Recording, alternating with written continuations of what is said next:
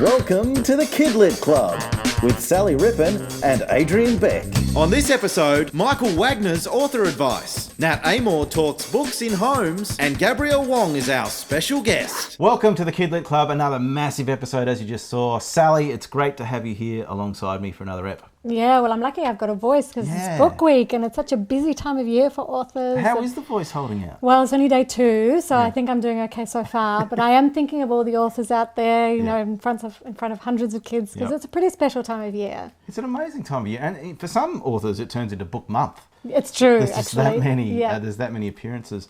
But it's actually pretty special for the kids. I mean, they, as we all know, they get to do their parade, which, as all parents would know, that's the talk of around the dinner table for like the month leading up to it. What am I going to be dressed as? And how it's all going to play out. And not only that, if some school kids are lucky enough to meet some of their favourite authors. Yeah, and I think that would have been amazing for me. I mean, I was only aware of authors in schools when I was published myself. You know, certainly if I think of myself in grade 6, I loved writing stories, I loved reading books. The idea of meeting a real life author, not just because it's so exciting to meet the person behind the book, but it gives you a sense that it's a real person. Because there's something about a finished book that feels so polished and inaccessible. Well, whereas when you meet someone that's telling you about all the mistakes they made and how long it took them to get there and how many drafts they did, it kind of gives kids that idea that, oh, maybe this is something I could do. And even if it's just for them to make their own books themselves or to potentially think about doing this as a career, I think it just offers that accessibility to a creative life that I think, you know, authors are able to show them. Absolutely. Yeah. Well, it's interesting you say that. I grew up in Hobart. I'm not sure that author visits hardly ever happened in Hobart. I'm sure they happen all the time now, because it's evolved quite a lot. It's a very happening city. But back in the day, I'm not sure author visits were that big a thing in Hobart. And I used to, when I was a kid, I didn't even dare to dream that I could be an author. I wanted to be a spy, of course, because I'm quite sneaky and a little bit like James Bond, as you're all probably thinking. But the most I dared dream was that I'd be an architect. I didn't even think I could be an illustrator. Right. But because you draw as well. That's something that not everybody knows. Top secret. No, it's not a secret. And I think it's really interesting how many people don't give themselves that permission. Like we had Jude Russell on a little while ago, and because she didn't think that drawing was going to be something she was good at, she went into science first of all. And today I get to speak to Gabrielle Wong, and she talks a little bit about how it took her a while to get the confidence up to think that you're good enough in something. And that's what I hope an author in a school brings, is that none of us are born being good at it. We all make mistakes and we all fail and we all have to do a lot to get better.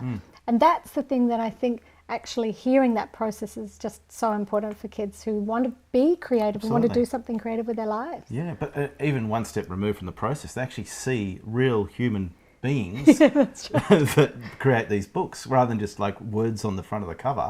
These people exist. It becomes so much more real for these kids, and hopefully it inspires them not only to read but also to create in their own ways as well. I think so. It's a great time of year. It is a great time of year. So make sure you keep gargling and see if we can get you through to the end of the week. A few more days. And good luck to all the authors out there that are watching and in the middle of book week, and hopefully it's all going really well. And we're very excited to be a part of kids' lives at this time of year, and I'm sure that kids will remember these things, and hopefully they do get inspired because it's such a great time. All right, now it's time for this. Author advice. Okay, it's time for some author advice. Now, we love this part of the show because we actually get to learn some stuff too. Not that you need to learn all that much, but I get a lot out of this segment. And recently you caught up with Michael Wagner, I believe. Yeah, no, he had some really good ideas on just keeping kids creative as well. Okay, let's check out Michael Wagner's author advice. You have been a writer for a long time, but you've also worked in radio, you've worked in the creative fields for quite a long time. You also live in a very creative household with another writer, a musician, a designer. Some advice about keeping creativity alive, maybe, Well, you know, this is advice that was given to me by my wife, Jane, also a children's author, Jane Godwin, which was to have 2 screen-free days a week. Now, I know that people will be watching this on a screen. So don't have it today. Not right now. Yeah. And also horrified by the prospect of having to actually entertain their children for a couple of days a week, which is fair enough, and there's no judgment or criticism. I'm so behind you. But boy, Yep. when you have no screen, you actually have to do something to entertain yourself. And I'm sure it's why we have two creative children who've made a life out of their creativity. Because they basically were forced into, they had 2 days where they were bored into either practicing the guitar, writing songs, pretending you're a rock star, or looking at design magazines, drawing your own house plans, and doing artistic and creative things. And so it's sheer boredom. And you simply, I think phones and screens are super addictive and therefore very dangerous. There's more and more evidence coming out to support that too. Yeah, I think it's not even like in question. They just are addictive. That's the advice that you have been given, but that's also the advice you give, isn't it? It is. Yeah. I talk about that sometimes in schools. And sometimes how does that go down? Yeah, it goes down reasonably well.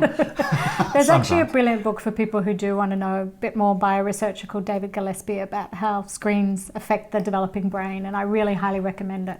Once you read it, you feel very differently about handing your kids a screen at any opportunity. Yeah, and you know, it's almost impossible, but it's not impossible. And it's hard. It is hard. But you know what? Our daughter said to us just the other day, when I have kids, they're going to have 2 screen-free days a week. Yeah. Our daughter, she hated it. Yep. She hated screen-free days. You got to be tough, don't you? You got to be tough, It's and hard, it's not easy. And and we weren't 100%, you know, didn't do it 100% enforcing it every single time, but we pretty much did most of the time. Most of the time, and you know what? You add that up, that's 104 days a year. Yep. Where you have to find some form of entertainment that's not screen-based, and you are going to, that's enough time to learn an instrument. Yeah, Or that's a great way learn to another see it. language, or learn or master, or not master, but get very good at anything, any craft or any artistic pursuit. Or sometimes just being quiet. You know, just sitting in that space and letting the thoughts come up. It's so important, you know, because we have so much input, and I think sometimes it's just nice to just have some space. Yeah, absolutely. Yeah. So lovely to chat with you. You too. Thank you. Thanks, Sally. And I think we can probably have a glass of champagne now. Cheers. Cheers. Lots of good tips there. Absolutely. Thank you very much, Michael, for sharing those with us. Yep. And now it's time for this. The Good Books. Okay, it's Good Books time, where we shine a light on those within the book industry that are doing good for the world. And often they're just doing it quietly behind the scenes. So they will have author ambassadors that talk a little bit about what they do. But there are so many good people out there doing things to help promote literacy and get books in the hands of kids. Absolutely. And one of those organisations is the mighty Books in Homes, who do amazing things right across the country. And we thought we would talk to one of the ambassadors from Books in Home to get sort of like the inside word on how it all works. And so we thought we'd chat with Nat Amor about that. Who's just brought out a book, a fabulous funny book, Secrets of a Schoolyard Millionaire. And she's just super entertaining to watch, to listen to. She's also on the One More Page podcast. She is. So I'm sure she's an incredible ambassador. Yeah, she's a bit of a star. So here's Nat explaining Books in Homes a little bit further. Hi guys, Nat Amor here, and I'm super stoked to have an opportunity to tell you about a charitable foundation that I'm involved in called Books in Homes Australia. So what Books in Homes Australia does is provide books of choice to kids who are in remote communities, Indigenous communities, or who come from disadvantaged or low socioeconomic circumstances. And essentially their deal is they're just trying to even up the scales of access to books in this country. I mean, we all know the importance of literacy and how much it can change kids' lives to have access to books. And it's just not even across the country. There's a lot of kids out there that don't have the same access to books and therefore don't have the same educational opportunities as well. And so Books in Homes is just trying to even that up a little bit. So the way it works essentially is they match a school with a sponsor. So a sponsor can sponsor an entire school, And a sponsor can be a company, it can be a small business. But essentially, once a school is sponsored, then 3 times a year that school receives a preview pack. Now, a preview pack is a pack of 48 books, which the school gets to keep. So those 48 books then become integrated into the school's library. But from those 48 books, which is a curated list and includes 25% of Indigenous content, so that's books from Indigenous writers, illustrators, and book creators. From that pack, the kids actually get to touch the books. They get to feel them and look at them and smell them and even chew on them a little bit if they want to. And it's from those books, after the kids go through them, that they choose their 3 favorite books. Now, to me, this is a really big deal because it's not somebody deciding that these kids are going to get those books and, without any interest in what the kids are interested in or excited about. There's not some adult standing up there going, this will be the book that you have, or this is what we've got left over, so you get that. The kids go through these 48 books and they choose the ones that they love. If they're into ladybugs, they can choose books about ladybugs. They can choose fiction, non-fiction, about sport, about magic, whatever they want. And then comes the best bit. So 3 times a year, they have a book giving assembly. And as a role model, this is the best fun because you get invited to a school assembly and you get to sit there and they put on dances and there's choirs and I've seen all kinds of cool stuff. And then you get to go up on stage and give out the book bags to these kids. Now, the most amazing thing is watching these kids open their book bags and take out the books that they chose and know that they get to take them home and keep them. It's pretty amazing because a lot of these kids have never even owned a book in their life before they got involved with Books in Homes.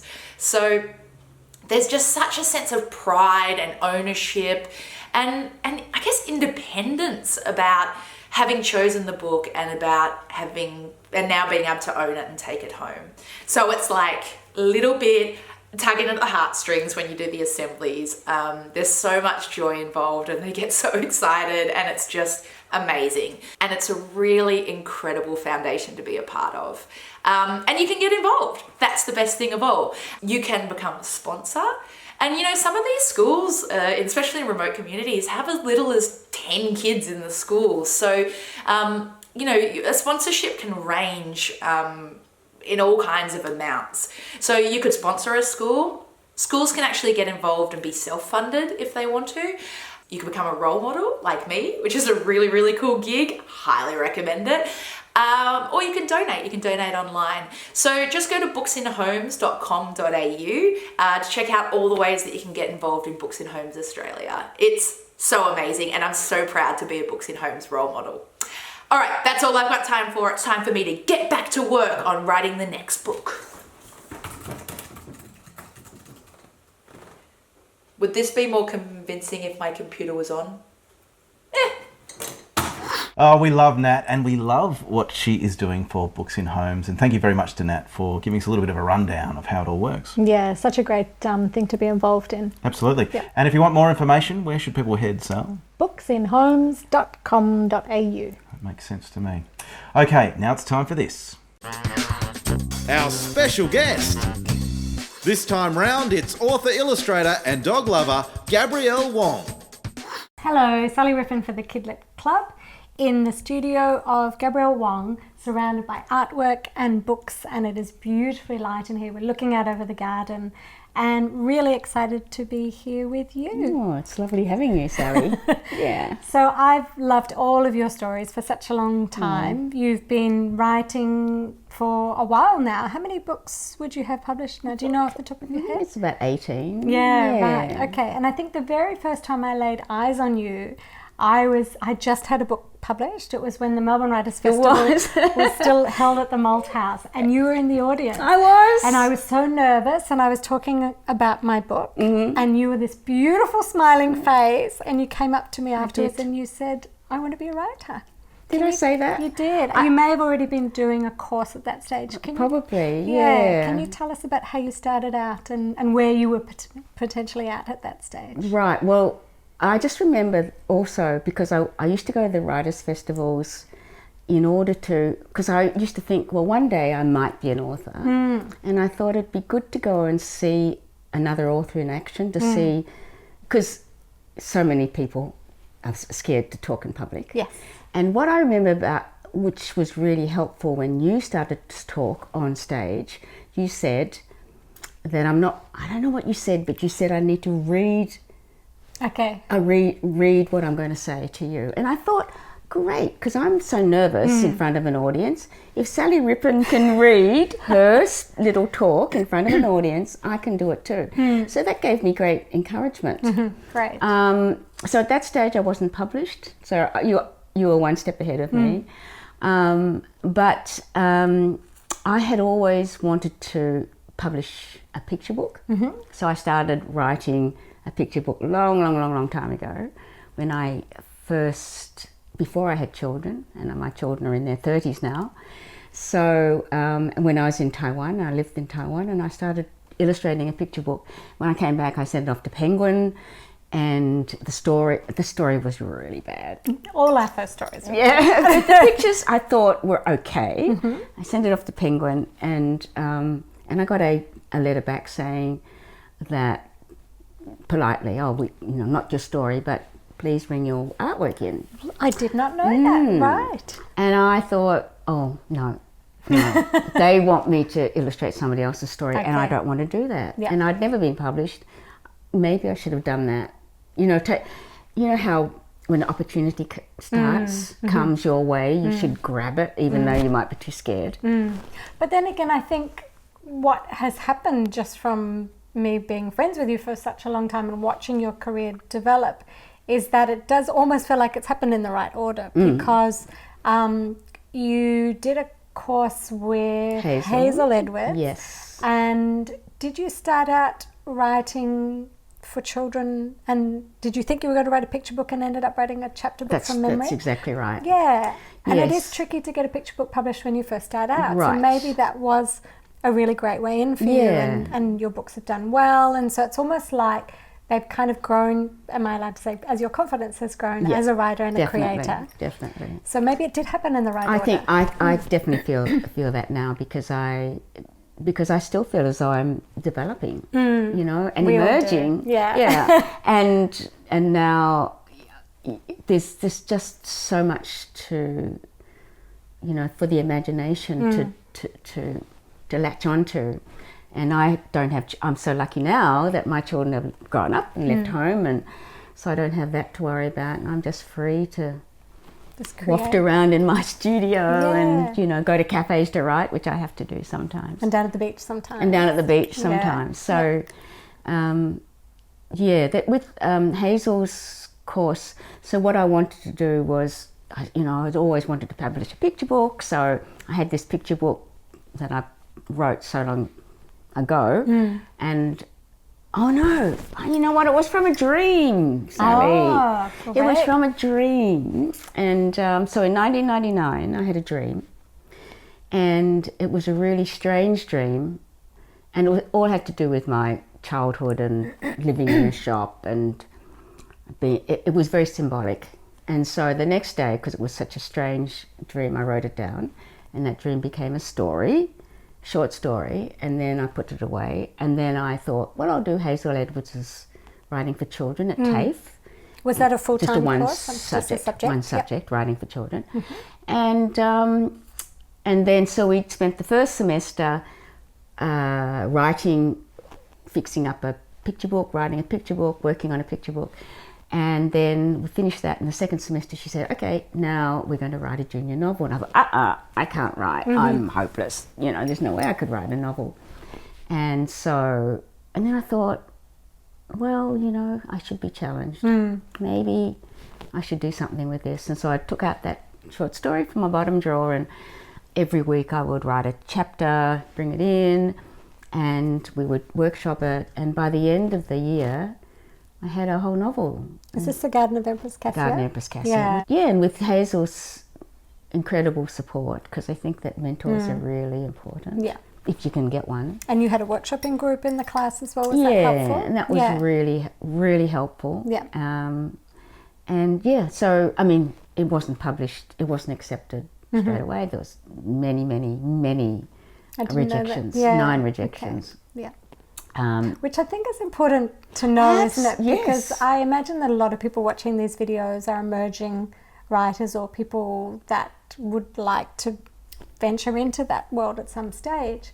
And sometimes it can look like people have overnight successes, but it's never like No. that. There's so many years of work and rejection Exactly. ahead of that. That's right. And do you think, had you known that a little bit more, if it may have felt less daunting for you? If you'd known that it's like that for everybody, that everybody feels, everybody gets rejections and everybody is working a long time Yeah. on something, and a lot of us all just feel like, what are we doing here? I There's definitely... a term for it, isn't it? Like, I've forgotten what the term is. I don't know what that term We'll come is. up with it, yeah. I definitely think that it helps to know Imposter that. syndrome. Oh yes. Got it. Oh, that's so Yeah, new. Yeah, we all have that. Yeah. And in those days, there was no social media. Yeah. So there was none of that support that you get. Like, hadn't joined up with Scribby. Uh-huh. And that was really helpful. Society of Children's Book Writers and Illustrators are really helpful, especially if you're starting out, because you get so much support. But I remember I went to a talk given by Donna Rawlins, and she's a wonderful illustrator, and she was showing all her illustrations, big sheets of paper, and showing them all up on stage. And saying how long it took to do each one. And I remember thinking, oh my God, she takes a long time too to do each illustration. Because I thought that, because it looked so easy, Yes. other people's illustrations look so easy that they did it really quickly. Yeah, Then effortless. and so then I realized, oh, okay, you do need to put that much work into an Yeah. illustration. That helped me a lot. I remember for me, it was when Anne James and Anne Haddon used to have a gallery upstairs of Books Illustrated in the Gasworks Park, and they had a John Birmingham exhibition. And I remember walking through the walls, and this is someone I'd long admired. So, he's an incredible British writer and illustrator of picture books. Yes. And they were sticky tape, and there was liquid paper. And they were all different sizes. They were so unfinished and so unpolished.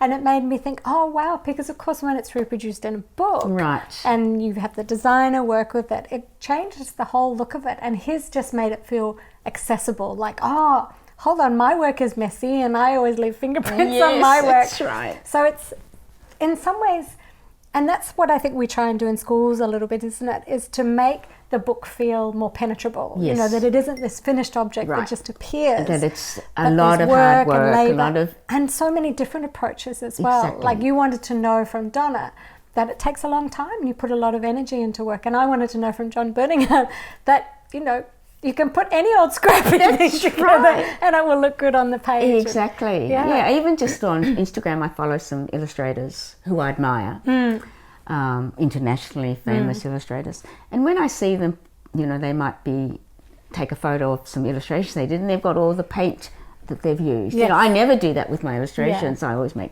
and make them as clean as I can. But I thought what a nice idea, because it shows the history of that particular illustration. It shows the work that goes into it. If we make a massive leap from the first book you had published, which was The Garden of Empress Cassia, 2002. to where you are today, one of the things that has been a delightful thing that you've been sharing in the Kidlit Club is not only writing tips, but your exquisite drawings that are done on iPad. Oh yes. Am I I right? just discovered how to use the iPad. The amount of illustrators I'm meeting that are completely hooked on Procreate, is that what Yes, you're Procreate. using? Yeah. Hello, darling. Hero. This is Hero. This is Gabby's lovely writing partner. Hello, beautiful. That's right. We often get Billy in shot when I'm filming in my home. Excellent. Sorry. No, this is perfect. It's all very relaxed. So you mainly, what you have up on your walls here is paper, watercolours, inks, Yes. drawings. Yes. Would you do iPad for a book, or is that something you do just for putting your ideas down? Well, I've only been using the iPad properly for about 3 months. Wow, okay. I still don't know all the different... Yeah. Do you want him down? No, it's fine. Just don't get that microphone. Like, you can't see it. I mean, the camera can't see it, the people I'll on take here a can. shot of it. But the one on the wall, that's done on an iPad, and I don't know how I did it. Yeah. I wish I could recreate. I Yeah. wish I knew what brushes I used. Yeah. Because I don't know, how do you... there must be a way to record the brushes that you've used and the colours. I think so, But yeah. I haven't, because I'm not a digital person. Yeah. I don't work on Photoshop. I only use Photoshop to enhance colours once I've, Yep. you know, Okay. for printing or whatever. Yeah, so you're still a I little still love bit hands-on stuff. hands-on, yeah. Don't you? Yes, absolutely. I couldn't give it up. But I did illustrate The Last Polly and Buster on iPad. Did you? Did you really? How was that? It saved me about 3/4 of the amount of It's the time. thing. Yeah. It does. It just saves so much And it time. makes you more daring as an illustrator because you just click back. You don't That's have to right. get a whole new piece of paper. So, taking a step back, when did you decide to branch into illustration? And I'll just tell a little story here that there is I think it's a biannual festival up at Ipswich of a whole lot of writers and illustrators. I think we've been to it perhaps a couple of times together. And I remember once we were chatting about drawing and you admitted to me that you drew, and I had no idea that you drew as well, and you showed me a picture and you said, oh, but I don't think I'm good enough to be an illustrator. I still remember it. It was a lion's head, and I'm probably going to remember it wrong, in a flowery meadow. Is that right? And it was so In the beautiful. jungle. The jungle, that's right. It was just Because exquisite. I love Rousseau. It had a really Yes. Rousseau feel, but also, you and I have both studied traditional Chinese painting. It also had that, what's called a gongbi kind of Yes. element to it, which is that really fine, detailed, layered, and quite decorative art style. So it's a really beautiful combination of, say, European Rousseau style, but also that quite traditional Yep. Chinese style that you'd studied Yeah. as well. And it's very distinctively yours. So I'm like, yeah, start drawing. What are you waiting for? I don't think it was me that allowed you to do it. But after that, you soon went into illustration with gusto. And what was it that changed for you? There are a number of factors, and there are a Yeah. number of factors that held me back. And I guess this is a totally Chinese culture thing, that your parents never praise you. And so even though I love to draw, I was never praised for my drawing, so I never thought I was good enough. So my father was always too busy. But my mum, no, she never praised me about it. And so not realising that it was a cultural thing, I thought it was the truth. Yeah. And so, you know, you carry things from childhood into adulthood, and it takes you a while to get rid of those demons. And I, you know, I mean, I like social media, but I don't like social media. But I think what really turned me around, Star of the show. what, And wobbling the camera. oh God, what really turned me around was Facebook. Right. How So was I that? started to put some things up on Facebook, and you know, and I hate to think about the likes and all that sort of thing, but I realised that people liked my illustrations, and they would say testing the water, wasn't it? it was like testing Yeah. the water, and it was fantastic. I have to put him down. You have to go down. Sorry, here. Taking over the shot. Put it back in angle. It was a fantastic platform. It is a fantastic platform for trialing things out, and people would make comments, lovely comments. Yeah. And so I thought, oh, these random illustrations, because they're only random, are giving people pleasure. And you know, something that gives people pleasure, something that you create that gives people pleasure. Because when you write a book, you don't see people reading it. No, of course not. You know, you might be giving people pleasure, but you don't see people reading. Well, you hear about it afterwards from children, but there's something about hearing it from your peers as well, I think, isn't there? Definitely. And when you publish a book, whether it's writing or illustrations, you often only are chatting with a publisher and editor. And they might be initially excited by the idea, but then it's just work after that. It's moving commas, you know, it's taking a Exactly. word out or something like that. And so it almost loses that. You forget that they would have loved it, otherwise they wouldn't have contracted in the beginning. Exactly, but you do forget that because it becomes Yeah. just, as you say, a technical thing in the end, and then you might read reviews, and the reviews that you remember, the ones that aren't good reviews, and the good reviews you forget totally. And then you're moving on to your next book. And so there's something about creating pictures. Pictures are so It's immediate. instant. Yeah, and you can't disguise. If somebody looks at a picture, it's an instant reaction. Whereas a Exactly. book, you actually have to invest time. That's in right. it, and it comes through your eyes, into your brain, and then into your feelings. But a picture is straight to there. That's what I love about illustration. And what I love about random illustration too is so what I might do is have just a blank piece of bank paper or something, and I just make a line, and then I go, oh, okay, it could be this. you work on something. Yeah, so you're it's the totally Mr. in the Squiggle moment. of children's books. Pardon? You're the Mr. Squiggle of children's Yeah, books. I am. But Could we do that right now on camera? Like, I'm joking. I do a line, will I and put you a have to do it into pencil drawing. on your nose? Sure. Yeah, There's so much difference between writing and illustrate, because there's not many of us who write and illustrate. it's true. Yeah. Jude Ruskell is another one.